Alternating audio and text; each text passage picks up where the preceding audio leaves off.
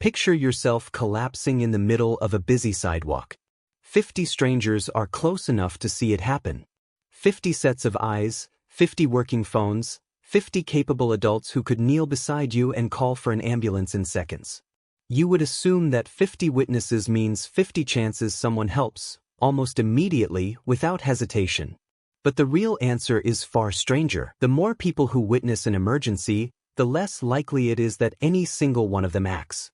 Not because people have grown colder over the decades. Not because kindness has gotten rarer. Something quieter is happening underneath conscious thought, the instant your brain realizes it is not the only one watching. To understand where this idea came from, you have to go back to a single night in New York City, in March of 1964. A young woman named Kitty Genovese was attacked and killed outside her apartment building. In the days after, newspapers reported that dozens of neighbors heard her screams and did nothing to help. That number was later shown to be exaggerated, and what her neighbors actually heard, understood, and were able to do that night turned out to be far messier than the early headlines claimed. Still, the story spread across the country within days, and it left behind one uncomfortable question that psychologists could not put down. Why would ordinary, decent people stand by while someone else suffered? Two young researchers set out to answer it.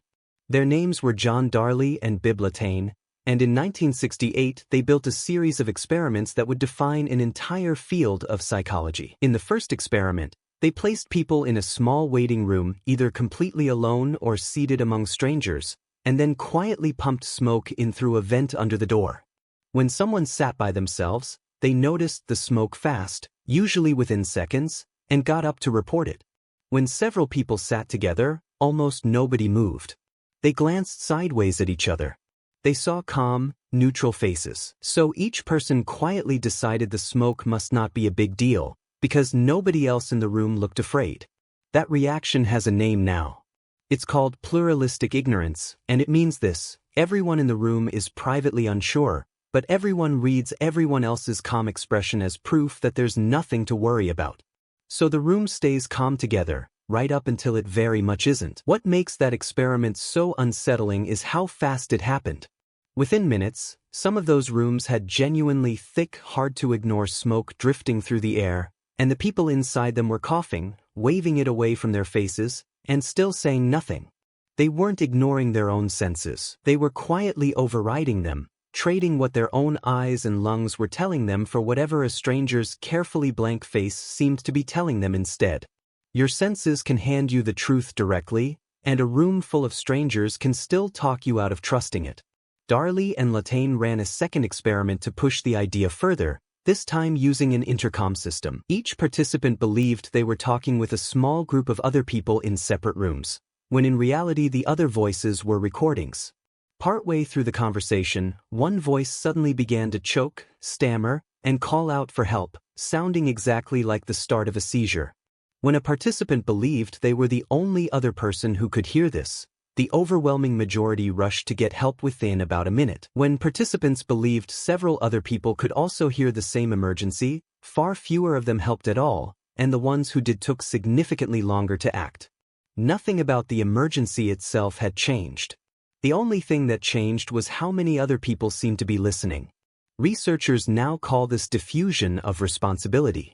When you're the only witness, the full weight of what happens next lands entirely on you. When you believe other people are watching too, that weight quietly splits into smaller and smaller pieces until it feels light enough to set down, and you can walk away still believing you're a decent person. Your brain isn't running this calculation on purpose. It happens fast, beneath the part of your mind that reasons things out, in the same instinctive space that decides whether a shadow in the corner of your eye deserves a second look. That instinct is older than sidewalks and apartment buildings. For most of human history, you didn't live among strangers. You lived in a small band of maybe 30 to 50 people, almost all of whom you knew by name. In a group that size, watching someone else's face for a cue about danger wasn't a flaw, it was efficient. If your neighbor tensed up at a sound in the dark, that tension carried real information, because your neighbor knew this land, this group, this danger, as well as you did. Copying the calm or the fear of the people around you used to be a shortcut worth trusting. The problem is that shortcut never got updated. Your brain still treats a crowd of total strangers on a city street the same way it once treated a small band of familiar faces around a fire, as a reliable source of information about how afraid you should be. It isn't. A stranger's blank expression tells you nothing about whether they've noticed the emergency at all, yet some old, efficient part of your mind still reads that blankness as reassurance. So does that mean a crowd is always the worst possible place to need help? Not exactly, and this is where the story takes an unexpected turn. In 2011, a researcher named Peter Fisher led a review that combined the results of dozens of bystander studies conducted over more than 4 decades. What he found didn't fully match the original theory. In situations that were unmistakably and physically dangerous, like a car accident, a fire, or a violent attack, the number of bystanders barely mattered. People still helped, crowd or no crowd. The bystander effect turned out to be strongest in situations that felt ambiguous. Is that man asleep or unconscious? Is that couple joking around? Or is somebody actually in danger? When a situation is unclear, you instinctively look to the people around you to help you decide how alarmed you should be, and if they look unbothered, some part of you copies that feeling and stands down. But when the danger is undeniable, there's no ambiguity left to hide behind, and the alarm inside you fires regardless of who else happens to be standing there. That single detail changes the entire meaning of the phenomenon. The bystander effect was never really about how many people showed up. It was about uncertainty, and about how many people you were unconsciously negotiating with to decide whether this moment counted as a real emergency at all. Which means the danger was never other people themselves. It was doubt, quietly borrowed from other people's blank, unreadable faces. You live inside this exact mechanism constantly, whether or not anyone ever collapses in front of you. Think about a group chat where someone asks an important question, and it just sits there for hours, unanswered, because everyone assumes somebody else will reply first. Think about a comment section underneath a post where a person is clearly struggling, scrolled past by thousands of people, where nobody writes a single kind word, because surely, out of thousands of strangers, somebody already has. Think about a meeting at work where everyone privately senses a decision is a mistake, and nobody says a word, because if it really were a mistake, wouldn't somebody smarter have spoken up by now? Think about walking past someone slumped against a wall on a busy street. You clock it. You keep walking because out of the 100 people who passed before you, surely one of them already checked. Somebody probably already called someone. It probably isn't as bad as it looks. Everyone on that street is thinking some version of the same sentence, which is exactly how 100 people can each individually decide to do nothing while quietly assuming somebody else has already done something. Every one of those moments is running on the same ancient wiring that once made a room full of calm strangers sit quietly while smoke crept in under the door. Here's the part almost nobody tells you. Simply knowing about the bystander effect is one of the few things proven to weaken its grip. Later studies found that people who understand this pattern, who can name it the moment it starts happening, are measurably more likely to break it, because recognizing diffusion of responsibility as it unfolds inside your own head is often enough to stop it running on autopilot. This is exactly why CPR courses, lifeguard training, and modern workplace harassment training now spend time explicitly teaching the bystander effect itself, not just the skill you're supposed to use once you decide to act. The hardest part was never performing chest compressions or knowing what to say.